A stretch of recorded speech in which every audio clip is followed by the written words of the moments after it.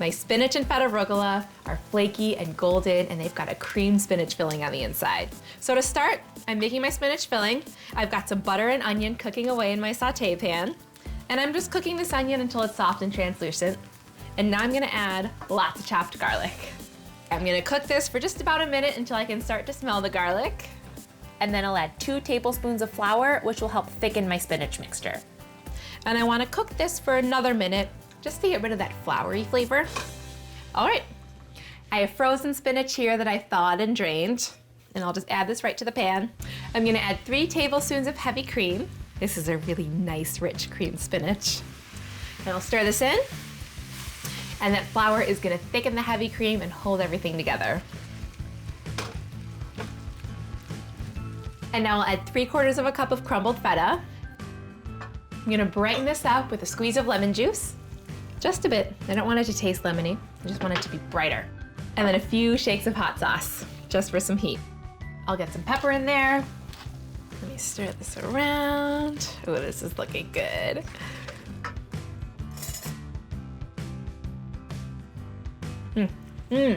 It's really creamy. Needs a little bit more salt. Just get a nice pinch in there. Okay, this is ready to go. I'm gonna let it cool slightly while I grab my pie dough. Homemade or store-bought will do. And I've rolled these out until they're about 11 or 12 inches in diameter. And now I'll spread my spinach filling right on top of the pie dough.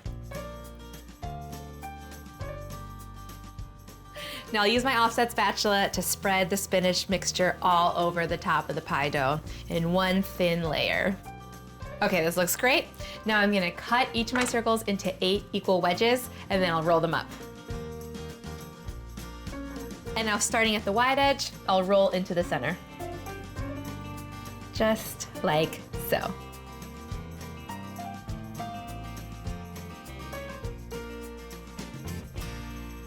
Okay, now I'm gonna grab some parchment from my baking sheet, and I'll arrange these. I just love this shape.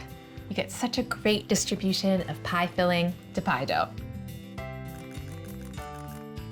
And to finish off my rugelach, I'll brush them with egg wash, which will help them get golden and shiny on top.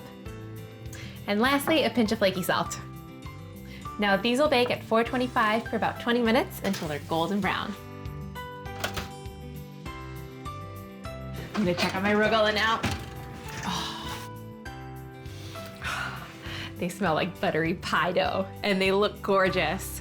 Okay, I'm gonna let these cool slightly, and then they'll be ready for the party. It's so good.